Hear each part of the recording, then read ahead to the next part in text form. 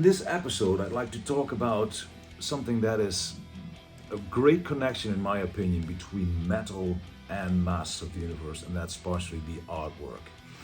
And in this case, particularly the bird. When I was young, and of course, He-Man started to become a bigger brand in 83, 84. You've got the cartoon. I was, of course, totally into the Masters of the Universe, but metal already existed for quite some time then. And you could see throughout the city where I lived, some stores that had these posters, these big posters.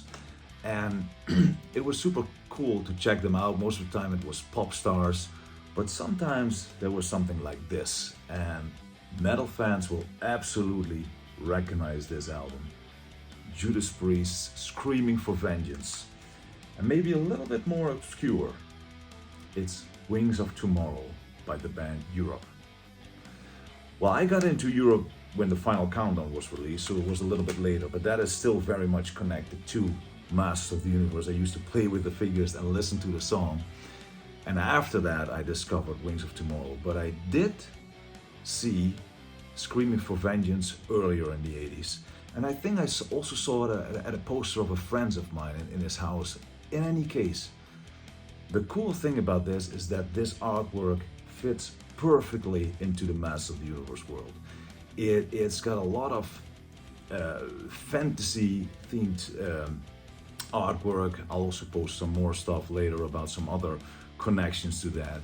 But when you look at the Masters of the Universe vintage line, or New Adventures, or the 200X, etc., you see a lot of birds. Masters of the Universe got tons of birds, and you can see some of them here. They make great toys, and I was just wondering, could they have been influenced by maybe early 80s Judas Priest? In the end, I don't think so. When you look at Zoar and Screech, for example, I mean, these were based on Big Jim toys, but of course they added the armor. But it's so cool that 80s fantasy themed stuff, influenced the metal scene and Masters of the Universe kind of at the same time. There are also some really cool books. Here are some examples. I just love to look at the pictures or read the background stories of the characters. But if you look at the artwork, you can easily see that you can just replace the artwork of metal albums with this one. It's such a connection. It's really beautiful stuff. When it comes to the music, I think Screaming for Vengeance is a classic. It's influenced a lot of metal bands along the way, and when you listen to the song Electric Eye, for example, and especially the intro, The Hellion, it is amazing. It still sounds so fresh, so modern, and it's got this melodic vibe to it, yet it's still metal, it's still aggressive, and I think it's kind of the perfect blend between what had its origin in the 70s and what became the heavy metal in the 80s. When you listen to Wings of Tomorrow by Europe, I think it offers a cool look into how Europe started out as a band. We all know Europe from the Final Countdown, obviously, but they definitely had a more hard rock based style before that. And if you're not familiar with Wings of Tomorrow, definitely give it a chance. It's a really cool album.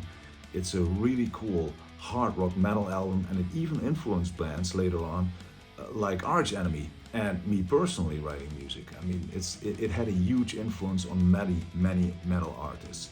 So really cool albums to check out.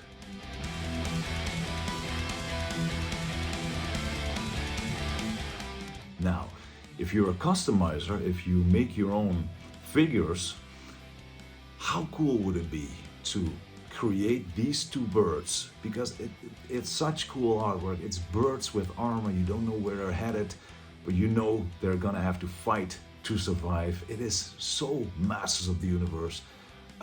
How cool would it be to create these two birds and fit them in the Masters of the Universe line? So customizers, here's an idea for you. I would love to buy it. In any case, check out the albums, check out how many birds there are present in the Masters of the Universe, and you see that these two things are connected on many levels.